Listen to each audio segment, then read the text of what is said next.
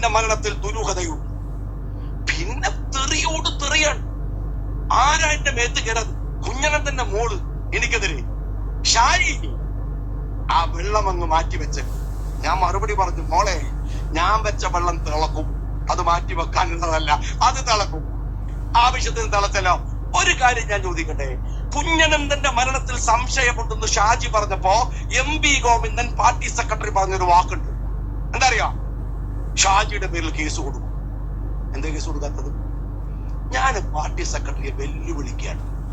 ധൈര്യം ഉണ്ടെങ്കിൽ ഈ വിഷയത്തിൽ KM ഷാജിക്കെതിരെ ഒരു FIR ഇടോ. ഷാജിക്ക് കേസിന്റെ കുറവൊന്നുമില്ല, 10-24 കേസുകൾ ഉണ്ടാക്കി തന്നിട്ടുണ്ട്, അത് നടത്തുന്നുണ്ട്. ഒരു കേസ് കൊടുക്ക്. ഞാൻ പറയട്ടെ, നിങ്ങൾ ആ വിഷയത്തിൽ ഒരൊറ്റ FIR ഇട്ടാൽ കേരളത്തിൽ നിങ്ങൾ നടത്തുന്ന നിരവധി കൊലപാതക രാഷ്ട്രീയത്തിന്റെ കഥകൾ പുറത്തു കൊണ്ടുവരാനുള്ള ഏജൻസി ഈ കേരളത്തിൽ ഇറങ്ങും.